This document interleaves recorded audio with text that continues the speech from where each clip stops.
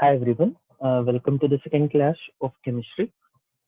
In the previous class, we have seen the syllabus overview for the first PUC and we have started with the branch introduction. So today we'll try to continue with the first unit. We have seen the definition of the branch chemistry. Today we'll try to focus with the importance of the branch chemistry and we'll learn about the fundamental particles. So that is by understanding with matter. So we'll try to understand its classifications also. So with that, we'll try to answer what are all the fundamental particles present. So in any given state of matter. So just a glance from the previous concepts. So as we know, chemistry is the branch of science which deals with the study of the composition, structure, and properties of matter and interaction between the different states of matter. Hence, our main focus in the branch is with respect to matter. So we'll try to understand matter in detail in the present class. So first, we'll focus on the importance of chemistry. Now,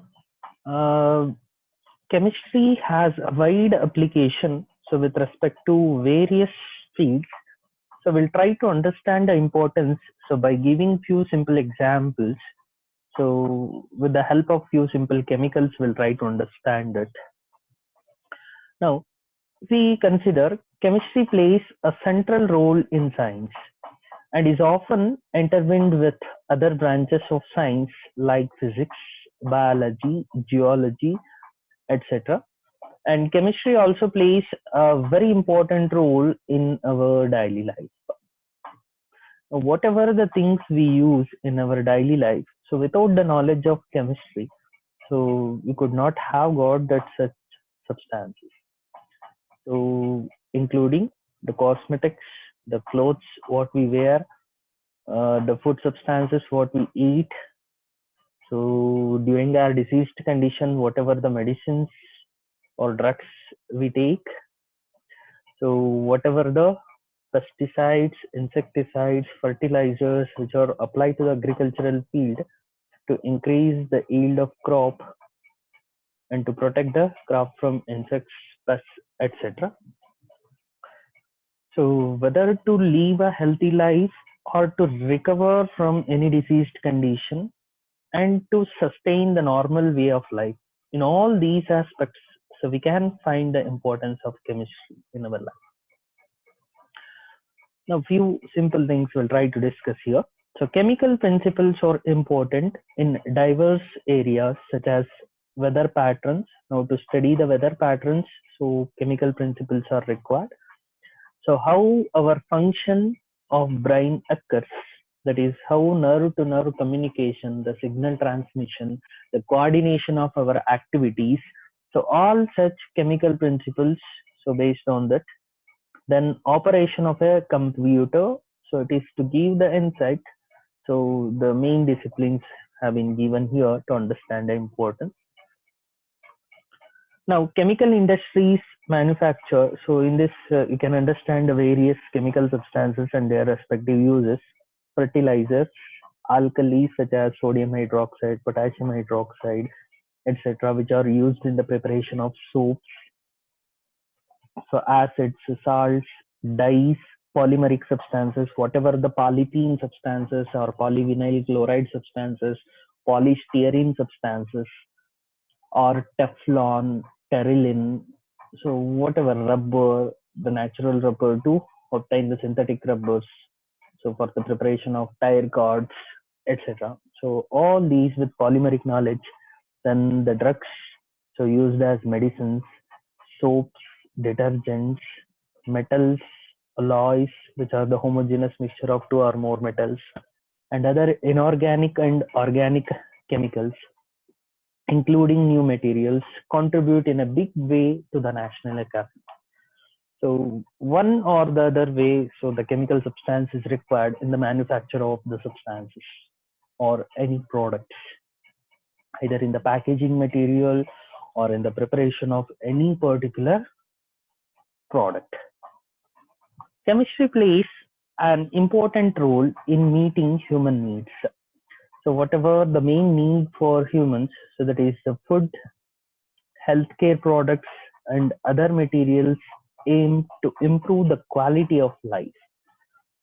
If we take the food substances, so which are made up of chemical substances, that is the major biomolecules, carbohydrates, proteins, lipids, vitamins, nucleic acids. So whatever we consume, so through the plant materials or through animal origin, so they contains the chemical molecules. So healthcare products, whatever we use, the cosmetics, the clothes, then other materials aim to improve the quality of life.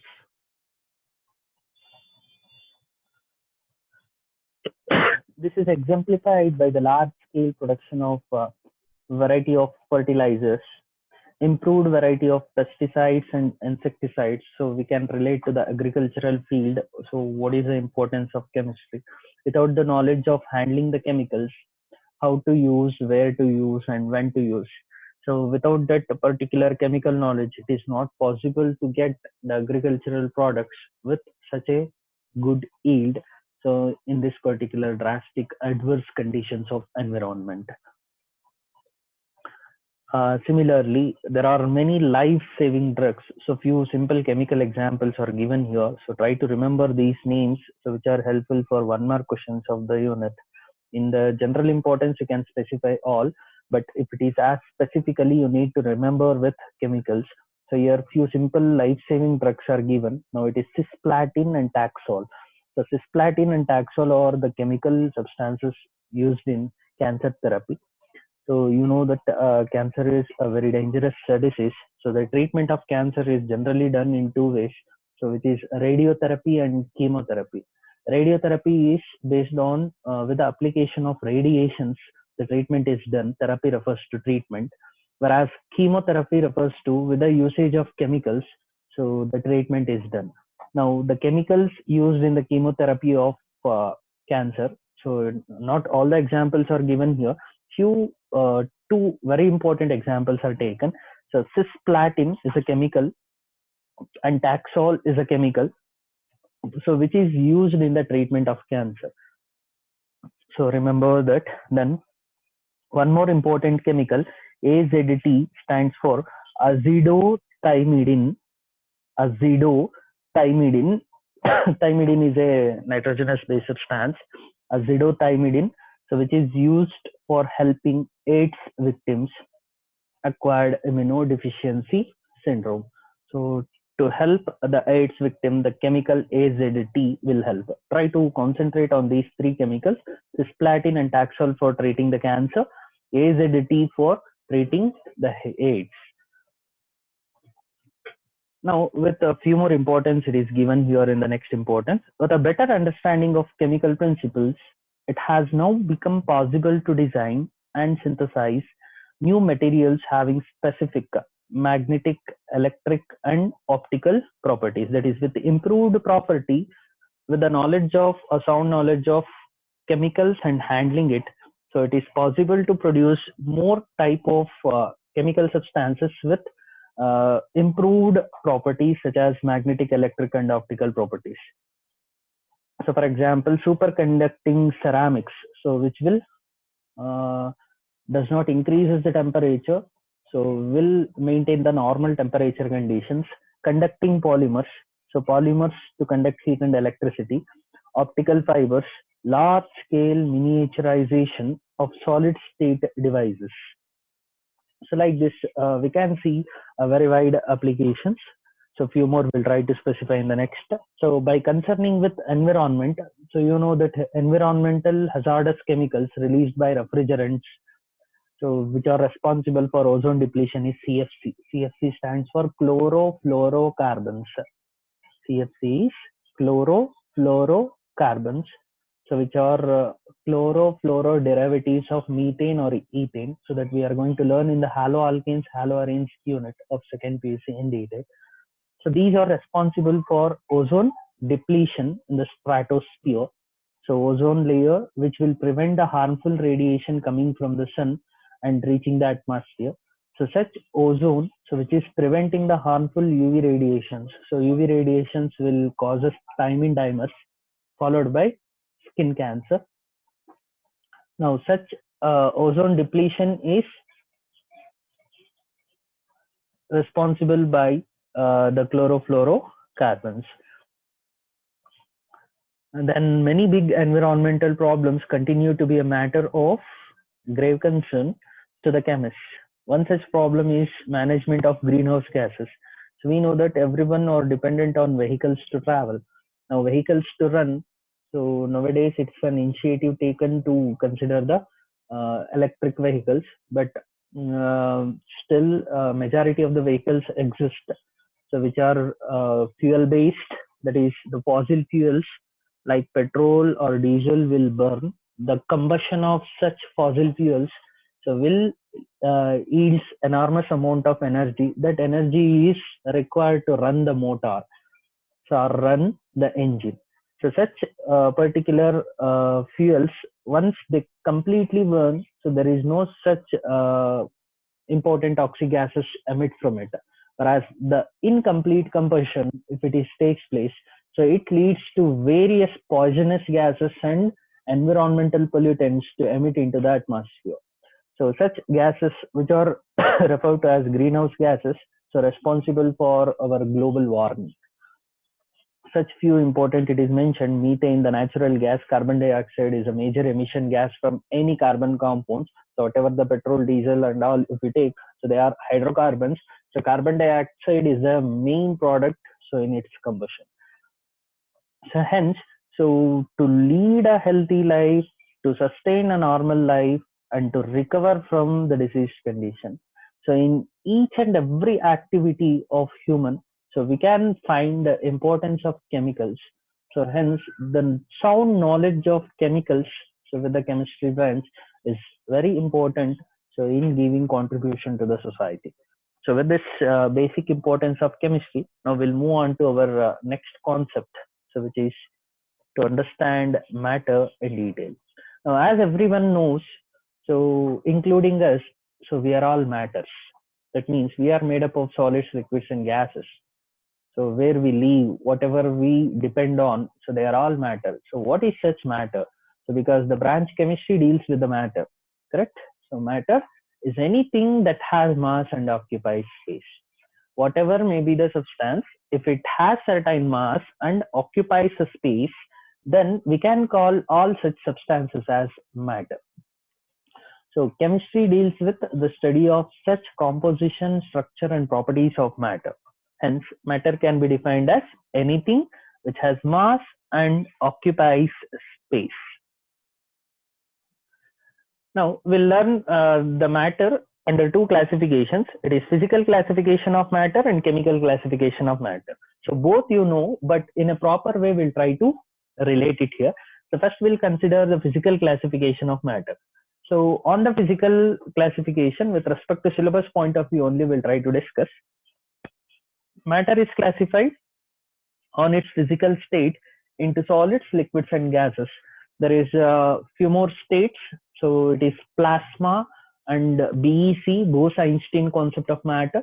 So the two extremities we do not have in the syllabus to discuss. Just you can extend the knowledge of learning about these two phases. So when gases are heated to a very high temperature, plasma state will be formed. So you can assume sun, how the reactions takes place there to emit the radiation.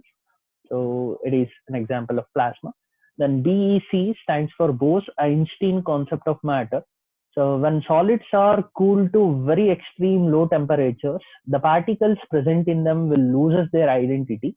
And such a state is called as Bose-Einstein concept of matter, which is regarded as a new state of matter. So leaving that BEC and plasma, so we'll try to concentrate on solids, liquids, and gases in detail. Now, so solids, liquids, and gases, the common property with them is that so they have the particles. That particle may be atom, molecule, ion, or any aggregation of atoms in the form of a compound, whatever it is. So it contains the particles, and there is particles means mass of the particle is fixed. Hence, all the three states of matter, they have definite mass. Hence, it is not discussed here. So you can remember solids, liquids, and gases, all they have definite masses. So they have, along with that, definite volume and definite shape. Solids have definite volume, definite shape. So mass is definite for all, definite mass. Then liquids. So here the arrangement of particles and all, if you consider in detail, the solid state will learn in second PUC, liquid state and gaseous state will learn in the unit 5 of states of matter. So in the solids, the particles are very compactly arranged. Due to that, so there is a minimum space between the particles, and the particles cannot move. So just they can oscillate on their mean position. So just they can vibrate on their mean position. The particles of solids, they cannot move. They just vibrate on their mean position. Except there is a class of solid which is called as amorphous solids. So they try to flow like liquids and gases, but not at that fast rate, a very slow rate. So hence they are called as pseudo solids or false solids. That and all we'll discuss in second PUC syllabus. Then in liquids, which have definite mass, definite volume, but they do not have definite shape. So they have definite mass, definite volume, but they do not have definite shape. Here, the particles are held with little weaker interactions when compared to solids. As a result, the particles can move, so they are flexible around it. Hence, they shows the movement. Here, the shape of the container they are going to assume. So because of their flexibility in the movement, so the shape is not fixed for liquids. Whatever the container you provide, so it will assume its shape. And the third physical state, it is gases. So between the particles of gases, there is no attractive force at all. So completely the attractive force is absent between the particles of gases. They can free to move anywhere in the given space. Hence, they have only definite mass, but neither definite volume nor definite shape. And they completely occupy the container in which they are placed. As the attractive forces are completely absent, so whatever the space you provide to them, so all the particles will fill it. So liquids will assume the shape of container, whereas gases will fill the container. We'll try to understand between the three states of matter interconversion. When you heat the solids, so they converted into liquids first, and if you cool the liquids, it will convert it into solids. Similarly, liquids, if it is heated, so will convert it into gas, and gases, if it is condensed, cooled, it will become liquids. And there are certain solids, so without undergoing a transition of this liquid phase, directly they will convert it into gas. There are certain substances which upon heating, so will directly convert it into gas, and there are certain gases, so which upon cooling will directly convert it into solids without liquid transition. So such important phase transformation types we need to understand. So everyone knows that. So just observe this. Now solids, if it is heated to form liquid, the process is called as melting. So melting of solid to liquid.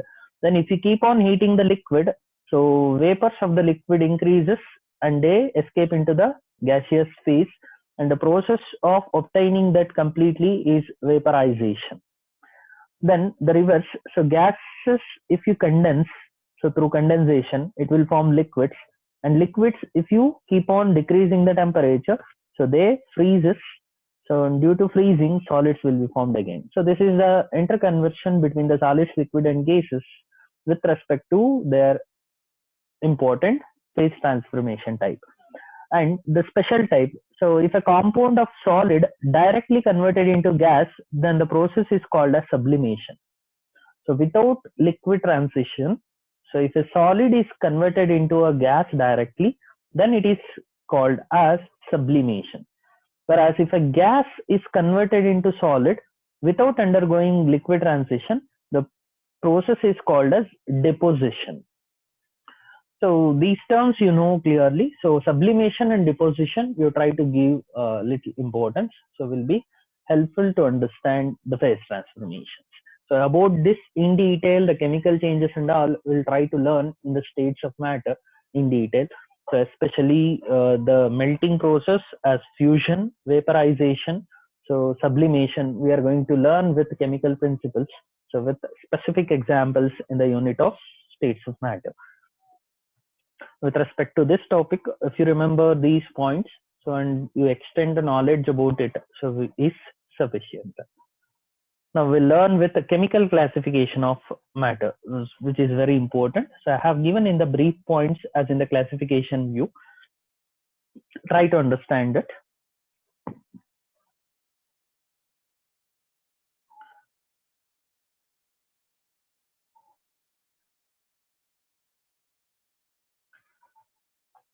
So chemical classification, if you take, so matter on chemical basis is classified into mixtures and pure substances.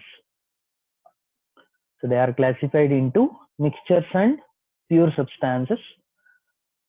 Now mixtures are those, so they will not have a fixed composition. They have variable composition. Their composition is not fixed. So that means if you take a mixture and if you measure in different ways, so its composition varies. Whereas the pure substance, if you take, so whatever is the part, so it will have always a fixed composition.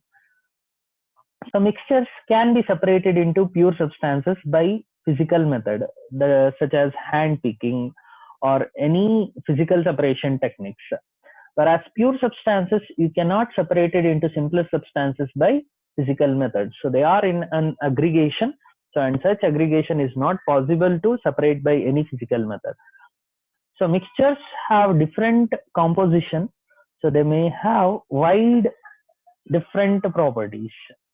Whereas pure substances, they can be changed in identity and properties by chemical reactions only. So and their properties do not vary. So whatever the properties shown by the pure substances, so will not vary. So mixtures and pure substances are the important chemical classification of matter. Such mixtures are again classified into homogeneous mixture, heterogeneous mixture. With the help of this and with the example, you can better understand what is mixtures exactly.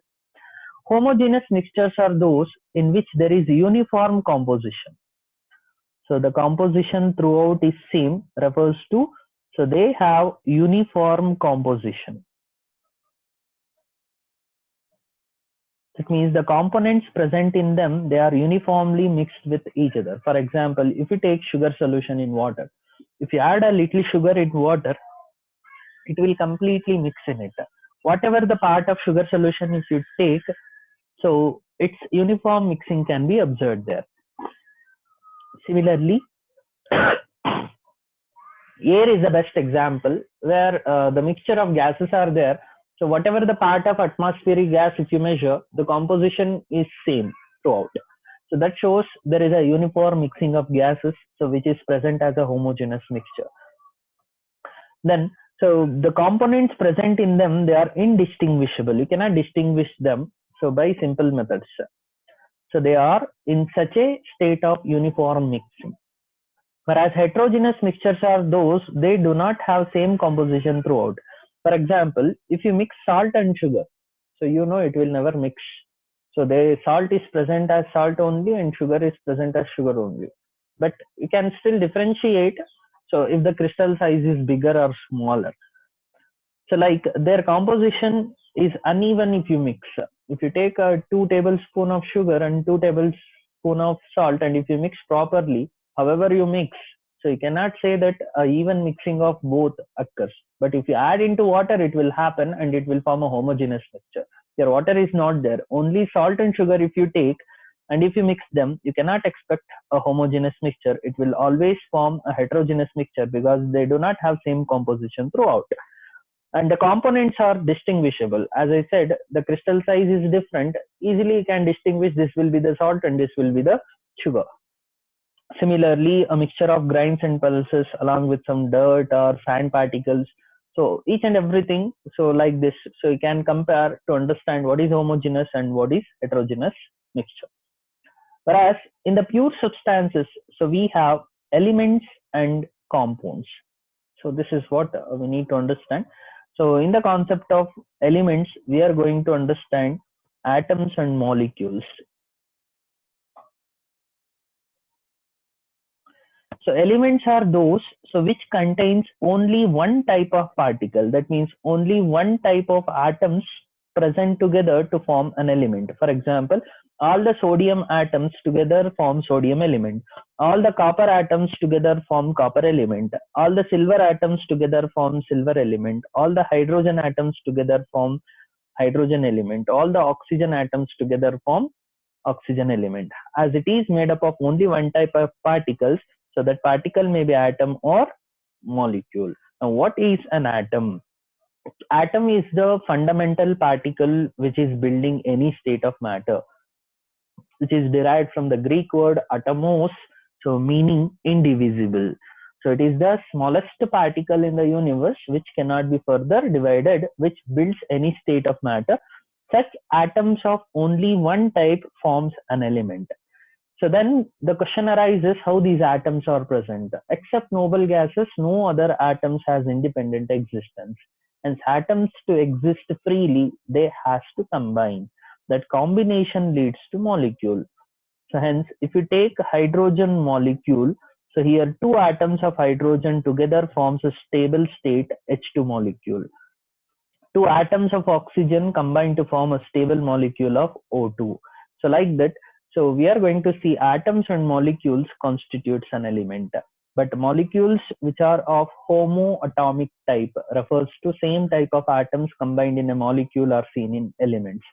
Different atoms of elements combine to form a molecule which is called as a compound. So that is what the difference is. So atom is a fundamental particle. So combination of atoms leads to molecule. So element consists of atoms and molecules, and such atoms and molecules contains only one type. So they will not have intermixing between the atoms. So they have atoms of only one type.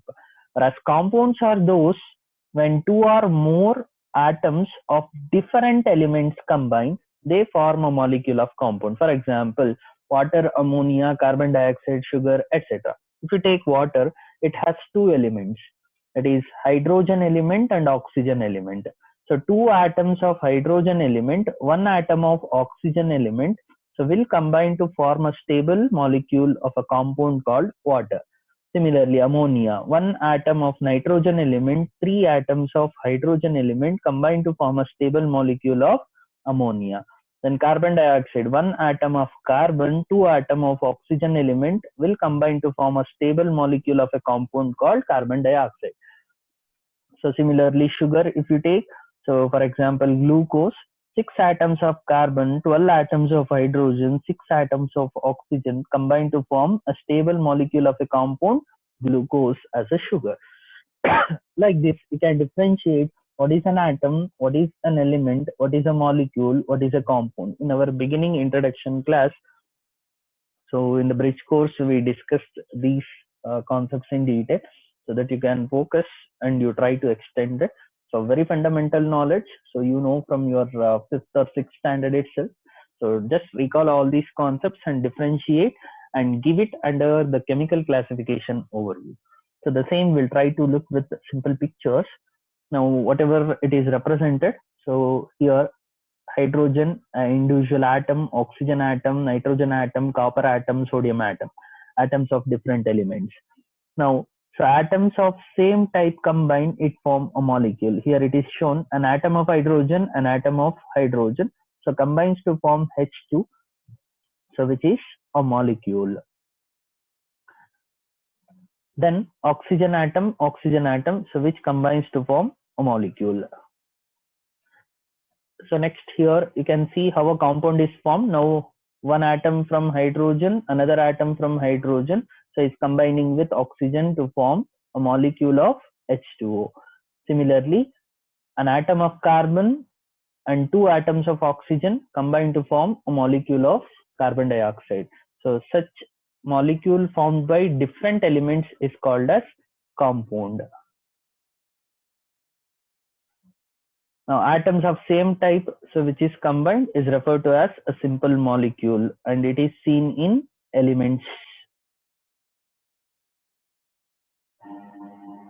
So this is in brief about what is matter.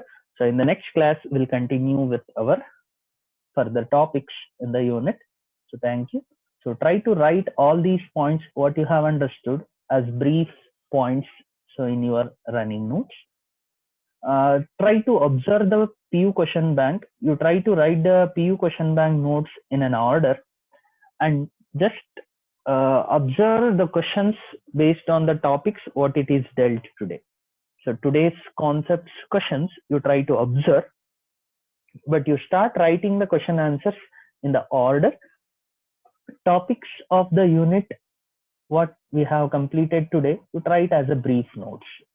So that is sufficient, and extend your preparation from learning from NCERT textbook. Whatever the doubts you have, please have a note. So when we get the time, we'll try to discuss that. Thank you for watching. So have a good day.